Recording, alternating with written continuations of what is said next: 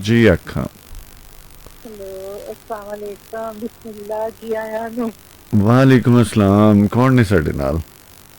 रिदा फातिमा। सलामत रहो। रिदा की हाल है, ठीक हो? अल्लाह का शुक्र, अल्हम्दुलिल्लाह, बढ़िया दुआवा हम्म। ते आज भी बड़ी मेहरबानी जो तो पिछले हफ्ते दा प्रोग्राम होया सी ते पी वाले दिन दा नहीं लिखी होया। आहो ऐसा ही है ना। इंज ही है। तो तुसी जाना नहीं सी बाहर? मैं फिलहाल नहीं गई, अच्छा ਇੱਥੇ ਹੀ ਆ। अच्छा ਹਾਂਜੀ, ਕਿਉਂਕਿ ਮੈਨੂੰ ਪਾਕਿस्तान ਨਾਲ ਬਹੁਤ ਮੁਹੱਬਤ ਹੈ ਇਹ ਤੇ ਬੜੀ ਚੰਗੀ ਗੱਲ ਹੈ। ਤੇ ਆਪਣੇ ਜੀਆਂ ਨਾਲ ਬਹੁਤ ਜ਼ਿਆਦਾ ਮੁਹੱਬਤ ਇਹ ਹੈ ਉਸ ਤੋਂ ਵੀ ਚੰਗੀ ਗੱਲ ਹੈ। ਇਹ ਉਸ ਤੋਂ ਵੀ ਚੰਗੀ ਗੱਲ ਹੈ। ਤੇ ਮਾਸ਼ਾਅੱਲਾ ਮਿਸਾਲ ਜੀ ਆਏ, ਬਹੁਤ ਅੱਛੀਆਂ ਗੱਲਾਂ ਹੋਈਆਂ ਨੇ, ਬਹੁਤ ਮਜ਼ਾ ਆਇਆ ਉਹਨਾਂ ਮਿਸਾਲ ਦਾ। ਠੀਕ ਹੈ ਤੇ ਬਹੁਤ ਸ਼ੁਕਰੀਆ ਆਨ ਦਾ। ਤੇ ਅੱਜ ਦਾ ਟੌਪਿਕ ਤੁਹਾਡਾ ਹੈ ਕਿ ਕੋਈ ਯਾਦਗਾਰ ਬਾਤ ਹੈ ਤੇ ਸ਼ੇਅਰ ਕਰੋ। हाँ ठीक है। हाँ यादगार बात बड़ी अच्छी है मेरे को। अच्छा ये मेरी बहुत ही है पुरानी याद है। हाँ हाल तकरीबन कोई 25 साल से हो ही गया उन्होंने। अच्छा मगर मैंने वो लम्हा वो चीज की इस वेले भी फीलिंग हो रही है। मैं गल कर रही हूँ हाँ कि मैं कजाकिस्तान से मेरे को फैमिली इंडियन थी। अच्छा ਤੇ ਉਹਨਾਂ ਦਾ ਨਾ ਯਾਨੀ ਉੱਥੇ ਕਿਸੇ ਨਾਲ ਇੰਨਾ ਮੇਲ ਮਿਲਾਪ ਨਹੀਂ ਸੀ। ठीक है। ਉਹਨਾਂ ਦੀ ਫੈਮਿਲੀ ਵੀ ਮਤਲਬ ਲੈ ਕੇ ਆਏ ਸਨ ਤੇ ਉਹ ਖੁਦ ਵੀ ਮਤਲਬ ਬਜ਼ੁਰਗ ਸੀ ਸਨ, ਇੰਨੇ ਬਜ਼ੁਰਗ ਤੇ ਨਹੀਂ ਸਨ। ਤੇ ਮੇਰਾ ਖਾਲੇ ਤੋਂ 55-50 ਇਹੀ ਹੋਣੇ ਨੇ। ਮਗਰ ਉਹ ਬਿਮਾਰ ਬੜੇ ਹੋ ਗਏ। अच्छा ਜਿਨ੍ਹਾਂ ਨਾਲ ਉਹਨਾਂ ਦਾ ਮੇਰਾ ਆਣਾ ਜਾਣਾ ਅੱਛਾ ਹੋ ਗਿਆ, ਖੁਸ਼ ਹੁੰਦੇ ਸਨ ਰਹਿੰਦੇ। हाँ हाँ ਤੇ ਉਹ ਬਹੁਤ ਅੱਛੇ ਸਨ ਤੇ ਉਹ ਜਿਹਦੇ ਨਾਲ ਸ਼ੇਅਰਿੰਗ ਚ ਰਹਿੰਦੇ ਸਨ ਉਹਨਾਂ ਦਾ ਫੋਨ ਆ ਗਿਆ। अच्छा ਤੇ ਫੋਨ ਵੀ ਕਿਸ ਟਾਈਮ ਮੈਨੂੰ ਆਇਆ, ਸ਼ਹਿਰੀ ਦੇ ਟਾਈਮ। तकरीबन मेरा ख्याल है कोई 3 बजे का टाइम होना है। ते मेरे साहब ने की किया आंदे हुए ना तो शहरी ले ते मैं कहनी मैं घर शहरी बनाई थी। हाँ तुसी फोन कर दे, मैं ना बनांदी। ठीक। तुसी आने ना चिकन चुप ले आंदे ने, पताए चुप ले आंदे। अच्छा किन्ने फोन खान वाले 3-4 तुसी लोग। मैं कहंदे मैं दस्तरखान लाया है खाया इस शहरी करनी शुरू हो गया। मैं बच्चे भी आप भी हो ਨਾਲ ਹੀ ਮੈਨੂੰ ਉਹਨਾਂ ਦਾ ਫੋਨ ਆ ਗਿਆ ਜਿਨ੍ਹਾਂ ਦੇ ਨਾਲ ਸ਼ੇਅਰਿੰਗ ਤੇ ਸਨ।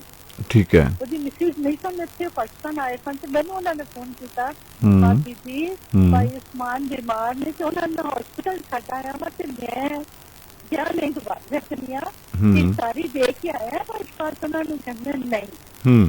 ਮੈਂ ਆਪਣੇ ਬੇਟੇ ਨੂੰ ਕਹਿੰਦੀ ਤੂੰ ਜਲਦੀ ਜਲਦੀ ਕਰ ਉਹਨੇ ਫਟਾਫਟ ਮਤਲਬ ਕੁਛ ਗੱਡੀ ਕੀਤੀ, ਕੁਛ ਮੇਰੇ ਨਾਲ चला गया। मैं चाय बनाई, पैकिंग की। छोटे पावा धियां को क्यों नहीं उन्होंने तो रस्ते भी नहीं आ रहे। वही गल हुई जब मैं गई थी, वो शख्स लेटिया गया कि वो बच्ची थी, वो मां चुप करके सोते थे इस तरह हुई। मैं गई थी, मैं क्या टाइम तो बहुत थोड़ा है ते भाभी तुसी फौरन ना शहरी करो। ਤੇ ਮੈਂ ਕਹਿੰਦੀ ਆ ਤੁਸੀਂ ਇਹਨਾਂ ਨੇ ਕੋਈ ਇਫਤਾਰੀ ਨਹੀਂ ਕੀਤੀ ਜੋ ਭਾਈ ਉਸਮਾਨ ਹੀ ਕਹਿੰਦੇ ਨੇ ਨਹੀਂ ਬਾਕੀ ਖਜੂਰ ਖਾ ਕੇ ਪਾਣੀ ਪਿਆ था। ਉਹ ਕਹਿੰਦੇ ਨੇ ਕਿ ਮੈਂ ਆਂਦੇ ਆਂਦੇ ਬਸ ਖਜੂਰ ਲੈ ਆਂਦੀ ਸੀ, ਪਤਾ ਨਹੀਂ ਮੇਰੇ ਹੱਥ 40 ਤੇ ਮੈਂ ਲੈ ਆਂਦੀ। ਉਹਨਾਂ ਨੇ ਜਲਦੀ ਜਲਦੀ ਉਹ ਸ਼ਹਿਰੀ ਕੀਤੀ ਔਰ ਉਹ ਬੱਚੀ ਸ਼ਹਿਰੀ ਕਰ ਰਹੀ ਔਰ ਉਹਦੇ ਆਂਸੂ ਗਿਰ ਰਹੇ। ਉਹ ਲਮਹਾ ਉਹ ਵਕਤ ਉਹਦੇ ਬਾਅਦ ਉਹ ਦੁਨੀਆ ਤੇ ਉਹ ਨਾ ਇਸ ਦੁਨੀਆ ਤੇ ਰਹੇ ਚਲੇ ਗਏ। ਉਹਨਾਂ ਦੇ ਫਿਰ ਬੱਚੇ ਵੀ ਵਾਪਸ ਚਲੇ ਗਏ, ਇੱਕ ਬੇਟਾ ਬੇਟੀਆਂ ਸਨ ਉਹਨਾਂ ਦੀਆਂ। ਮਗਰ ਉਹ ਲਮਹੇ ਕੁਛ ਯਾਦਾਂ ਜਿਵੇਂ ਆਪਣੇ ਉਹਨੇ ਕਹਿ ਰਹੇ ਸਨ ਮਸ਼ਾਲ ਜੀ ਕੇ ਕੁਛ ਯਾਦਾਂ ਮਤਲਬ ਇਸ ਤਰ੍ਹਾਂ ਦੀਆਂ ਹੁੰਦੀਆਂ ਨੇ ਕਿ ਸਾਰੀ ਜ਼ਿੰਦਗੀ ਨਾਲ ਚੱਲਦੀਆਂ। हाँ हाँ बिल्कुल इसी तरह। ਉਹ ਲਮਹਾ ਉਹ ਚੀਜ਼ ये जिंदगी से बहुत कुछ होया, बड़ी ट्रैवलिंग की, देखा लोगों ने देखा, परेशान भी देखा। मगर एक तबीयत भी इस तरह की है कि किसी की परेशानी को देख के बर्दाश्त नहीं होता।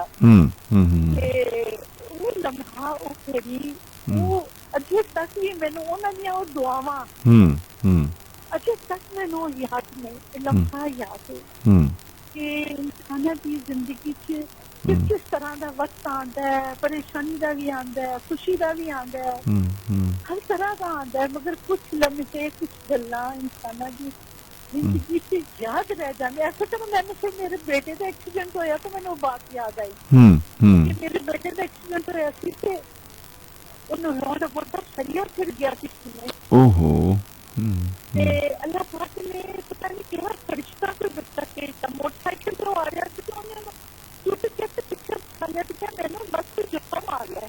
ਅੱਛਾ ਤੇ ਉਹਨੇ ਪਾਕਿਸਤਾਨ ਆਈ ਸੀ ਤੇ ਉਹਨੇ ਮੈਨੂੰ ਸੀਐਮਐਸ ਤੱਕ ਪਹੁੰਚਾ ਦਿੱਤਾ ਤੇ ਉਹ ਮੇਰੇ ਬੱਚੇ ਦਾ ਉਸ ਲਈ ਅਪਰੇਟ ਹੋ ਗਿਆ ਤੇ ਮੇਰੇ ਜਾਣ ਤੱਕ ਮੇਰਾ ਬੱਚਾ ਪਿਛਨ ਸਟੇਟਸ ਸੀ ਤੇ ਉਹ ਲਮਹਾ ਮੈਨੂੰ ਇੱਕਦਮ ਦੋਨੋਂ ਜਦੋਂ ਇੱਕ ਲਮਹਾ ਯਾਦ ਆਉਂਦਾ ਤੇ ਨਾਲ ਦੂਸਰਾ ਵੀ ਉਸੇ ਤਰ੍ਹਾਂ ਦਾ ਯਾਦ ਆ ਜਾਂਦਾ ਕਿ ਪਰੇਸ਼ਾਨੀ ਜਾਂ ਗਮ ਜਾਂ ਖੁਸ਼ੀਆਂ ਬੜੀਆਂ ਜ਼ਿੰਦਗੀ 'ਚ ਇਨਸਾਨ ਦੇਖਦਾ ਹੈ ਮਗਰ ਕੁਝ ਲਮਹੇ ਯਾਦਗਾਰ ਰਹਿ ਬਿਲਕੁਲ ਉਹ ਡੀਪਲੀ ਨੇ ਨਾ, ਜਿਹੜੇ ਡੀਪਲੀ ਨੇ ਉਹ ਬਹੁਤ ਤੁਹਾਡੇ ਕਰੀਬ ਹੀ ਹੁੰਦੇ ਨੇ, ਤੁਹਾਡੀ ਫੀਲਿੰਗਸ ਜਿਹੜੀਆਂ ਨੇ ਉਹਦੀ ਅਟੈਚਮੈਂਟ ਹੁੰਦੀ, ਤੁਹਾਡੇ ਮਹਿਸੂਸਾਤ ਜਿਹੜੇ ਨੇ ਉਹਦੇ ਨਾਲ ਹੁੰਦੇ ਨੇ। ਚੰਗਾ ਲੱਗਾ ਤੁਹਾਡੇ ਨਾਲ ਗੱਲ ਕਰਕੇ। ਤੁਹਾਡੇ ਨਾਂ ਦੀ ਇੱਕ ਸ਼ਾਇਰਾ ਵੀ ਹੈਗੀ ਹੈ। ਮੈਂ ਸੱਚੇ ਜਾਵਾਂ ਮੈਂ ਤੇ ਬਹੁਤ ਮਲਾਇਕਾ ਸਲਾਮਤ ਰਹੋ, ਤੁਸੀਂ ਬਹੁਤ ਲਾਇਕ ਹੋ ਔਰ ਖੁਸ਼ ਰਹੋ, ਆਬਾਦ ਰਹੋ। ਲਾਇਕਾ ਤੇ ਅੱਲਾਹ ਪਾਕ ਅੱਛੇ ਲਮਹੇ ਵੀ ਦਿੰਦਾ ਹੈ, ਪਰੇਸ਼ਾਨੀਆਂ ਵੀ ਦਿੰਦਾ ਹੈ। ਮੇਰੇ ਲਈ ਮੇਰਾ ਅੱਛਾ ਬੇਹਤਰੀਨ ਲਮਹਾ ਪਾਕਿਸਤਾਨ ਆਉਂਦਾ ਹਰ ਦਫਾ ਹੁੰਦਾ ਸੀ ਕਿ ਅਸੀਂ ਸਾਰੀ ਰਾਤ ਜਦੋਂ ਮੈਂ ਆਉਂਦੀ ਸਾਂ ਉਦੋਂ ਵੀ ਅਸੀਂ ਸਾਰੀ ਰਾਤ ਸਾਰੇ ਭੈਣ ਭਰਾ ਜਗਦੇ ਸਾਂ ਤੇ ਜਦੋਂ ਮੈਂ ਜਾਂਦੀ ਸਾਂ ਉਦੋਂ ਵੀ ਅਸੀਂ ਸਾਰੇ ਭੈਣ ਭਰਾ ਸਾਰੀ ਰਾਤ ਕੁਝ ਸੌਂਦਾ ਨਹੀਂ। ਇਸ ਤਰ੍ਹਾਂ ਹੁੰਦਾ ਸੀ। ਬਿਲਕੁਲ ਸਹੀ। ਤੇ ਐਸੀ ਜਿਹੜਾ ਮੈਂ ਪਾਕਿਸਤਾਨ ਆਈ ਤੇ ਮੈਂ ਖੁਦ ਬਿਮਾਰ ਆਈ ਸਾਂ, ਮੈਨੂੰ ਬ੍ਰੇਨ ਸਟ੍ਰੋਕ ਹੋ ਗਿਆ ਸੀ। ਪਰ ਮੇਰਾ ਆਣਾ ਇਸ ਤਰ੍ਹਾਂ ਦਾ ਹੋਇਆ ਕਿ ਮੈਂ ਤੇ ਆਪਣੇ ਵੀਰ ਨਾਲ ਦੋਵਾਂ ਨਾਲ ਠੀਕ ਹੋ ਗਈ ਮਗਰ ਮੈਨੂੰ ਤਕਲੀਫ ਵੀ ਬੜੀ ਆਪਣੇ ਵੀਰ ਦੀ ਹੋਈ ਤੇ ਉਹਦੀ ਖਿਦਮਤ ਦਾ ਮੌਕਾ ਵੀ ਨਹੀਂ। ਬਸ ਇਸੇ ਤਰ੍ਹਾਂ ਹੀ ਹੈ, ਜੋ ਘੜਿਆ ਸੋ ਭੱਜਣਾ। ਜੋ ਭੱਜਣਾ ਲੰਮੇ ਇਨਸਾਨਾਂ ਦੇ ਕੁਛ ਬਹੁਤ ਜ਼ਿਆਦਾ ਜ਼ਿੰਦਗੀ 'ਚ ਯਾਦਗਾਰ ਇਸ ਤਰ੍ਹਾਂ ਦੇ ਹੁੰਦੇ ਨੇ, ਕੁਛ ਬਾਕੀ ਕੁਛ ਆਪਣੇ ਵੀ ਇਸ ਤਰ੍ਹਾਂ ਦੇ ਹੁੰਦੇ ਨੇ ਕਿ ਜਿਵੇਂ ਤੁਸੀਂ ਉਹਨੇ ਫਰਮਾਇਆ ਕਿ ਉਹਨਾਂ ਨੂੰ ਯਾਦ ਕਰੋ ਤੇ ਉਹਨਾਂ ਦੀ ਖੁਸ਼ਬੂ ਆਉਣੀ ਸ਼ੁਰੂ ਹੋ ਜਾਂਦੀ। ਜੀ ਬਿਲਕੁਲ ਇਸੇ ਤਰ੍ਹਾਂ ਹੀ। ਤੇ ਉਸੇ ਗੱਲ ਵਿਸ਼ਾਲ ਜੀ ਦੀ ਕਿ ਤੁਸੀਂ ਅੱਖਾਂ ਨੂੰ ਵੇਖਦੇ ਤੇ ਸਵਾਲਾਂ ਦੇ ਜਵਾਬ ਵੀ ਮਿਲ ਜਾਂਦੇ। ਰੂਹਾਨੀਅਤ 'ਚ ਇਸ ਤਰ੍ਹਾਂ ਚਲੇ ਜਾਈਦਾ। ਅੱਲਾਹ ਪਾਕ ਦੀਆਂ ਬੜੀਆਂ ਮਿਹਰਬਾਨੀਆਂ ਨੇ, ਬਹੁਤ ਸ਼ੁਕਰੀਆ। ਸਲਾਮਤ ਰਹੋ, ਖੁਸ਼ ਰਹੋ, ਬਹੁਤ ਮਿਹਰਬਾਨੀ। ਅੱਲਾਹ ਤੁਹਾਨੂੰ ਸਿਹਤਾਂ ਦੇ ਨਾਲ ਅੱਛੀ ਜ਼ਿੰਦਗੀ ਅਤਾ ਕਰੇ। ਆਮੀਨ ਆਮੀਨ, ਬਹੁਤ ਮਿਹਰਬਾਨੀ। ਅੱਲਾਹ ਹਾਫਿਜ਼।